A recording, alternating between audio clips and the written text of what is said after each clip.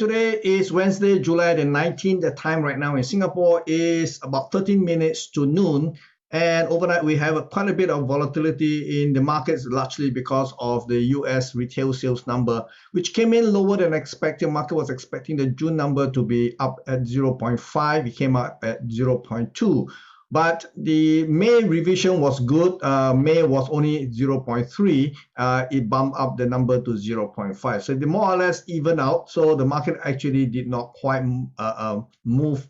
Was a bit of a confused in the initial stages of the release of this number. But what really kicked the market higher was the earning reports from the banks, which basically show that they are doing okay. At least the big banks are doing okay. That kick up the market to all-time high for the year. So not only do we see that happening in the S&P 500 and the Nasdaq 100, we also see for the first time the Dow Jones actually take out the year high, which was last traded in January of this year. So as you can see from the chart here, the Dow is at just under 35,000 right now at 34,986.36, which is the new high for the year. So like I say, this high is actually more than expected, because I was expecting 34,712 to actually hold, but it did not quite hold. But then I have another alternate targets here. So we see I have allowance for this market to go a little bit higher, but not much higher, to 35,414 to 38,082. So you can see that is still maybe perhaps a little bit of leeway left for the market to actually try to see if they can lure in the retail investors, because so late in the game, there is always the problem of retail investors taking too long to react and decided to only enter upon confirmation we just got in the Dow Jones. So this lay open the possibility of a bear trap. So do watch out for this market to actually come up in a more precipitous way. Okay, so over in the S&P 500, we continue to see prices continue to edge higher. We have a new high for the year at 4,562.3. Now this again is within the bracket of prices which are deemed to be very vulnerable. The price range is 4,512 to 4,537.3. So long as the 4,537.3 is not taken out, there is always a possibility of a pullback. And immediately, if there's going to be a pullback, my target remains at 4,329. Over the Nasdaq, needless to say, Nasdaq continues to edge higher, getting closer to my ideal target at 16,266 levels. So the high traded last night was 15,000, just under 900 at 15,895.7. So again, we have a little bit of wiggle room left before it hits my target. And if we do get a retracement, my target for the time being is 14,925. So do watch out for the possibility of a pullback here. Now over in Asia, we can see Nikkei actually benefited from the overnight strength on Wall Street. And this morning, we can see the market pop back up to 32,700. And it looks like it may allow it to sustain a little bit longer to test the 33,760 levels. So again, this is a crucial level, because the last time it tried to take up 33,773, it did not quite make it and the market came off. And so this time around, it will be very interesting to see if it can manage to overtake these levels before we can make any more conclusion here.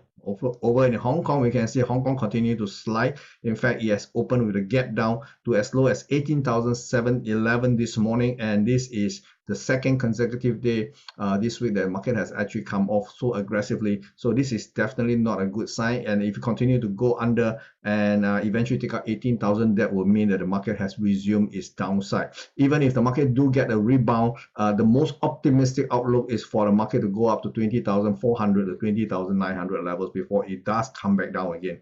So do watch out for those levels. And in the Shanghai Composite Index, we continue to see weakness. Now this time the market continues to trade within the band of prices, which may actually cause it to hold out. That level is 3,183 to 3,195. So like I say, if this bracket of price can actually be a base that give rise to the possibility that the market may have a chance to rebound, but top side is probably around 3,290 to 3,315 levels. Okay, I do not expect the market to go much higher than this for now, unless something changes. Okay, right now we don't see anything that can cause the sentiment to flip. in the energy markets, we can see that crude oil prices continue to rebound overnight from a low of just under $674.01. Okay, so the overnight high is $75.92, but I do expect the market to pull back down again, and this time possibly to dip into somewhere between $72.15 to $73.43. This is a new revised target here. So I hope to see the price come into this bracket before I commit to a long position, because I do believe that overall the crude oil market is probably going to see much higher price beyond $80 per barrel. Okay. And over in precious metal, we can see yesterday market tried again at 1,983.5 with a marginal breach at 1,984.4 before it come back down. Now I think the market has finished its entire sequence from the low here, and I think it's getting ready to come back down, possibly with a test of 1,945 or maybe 1,946 level. So do watch out for the possibility of a three-way pullback to this 1,946 levels. Similarly, in silver, we do see silver go up to a high of $25.17, although it doesn't look as weak as the gold market. If there's going to be any retracement, it may not be as deep. And so for the time being, I think the market, if they're going to see a retracement, will likely see the price of silver pull back to $24.07 to $24.50 thereabout. So this could be another catchment area before the silver market rally higher. Over in dollar, we have quite a bit of movement in the dollar. Okay, so we can see that the dollar actually went down again to take out the previous low. Now it's at new low at 99.22. Okay, so from here, I think there's a good chance the market may start its correction. I've been talking about the rebound, and it may be actually happening as we are speaking right now. So the high right now is at 99.70 right now, and the market continues to edge higher.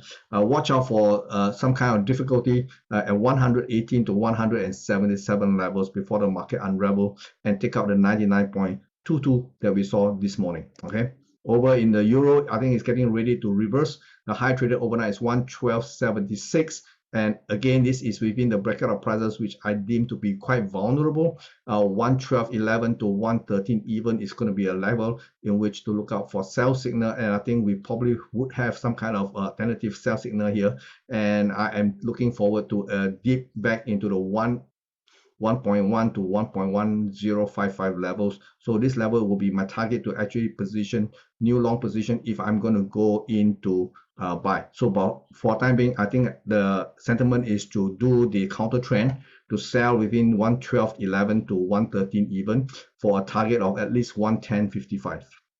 Over in sterling, same thing. We are beginning to see the sterling coming off from a high of 131.42, and this come off the bat within the bracket of 130.70 to 131.85, which I have always mentioned that is an area of vulnerability. If we're going to see a pullback, immediate target is about 128.65 to 129.30 levels. So this is possibly going to be the first one to hit this target before the euro catches up.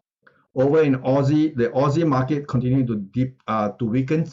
This morning we have a low of 0.6783, and not sure whether this will be the bottom for the day, but if this is the bottom, I think the market may have a good chance to rebound, but again, there is still tentative. There is the risk the market may go even lower. For now, assuming that low is 67.83 and it holds, then I think this is a great area to pick up some more Aussie position for a run up to 70 cents, which is 0.70 even.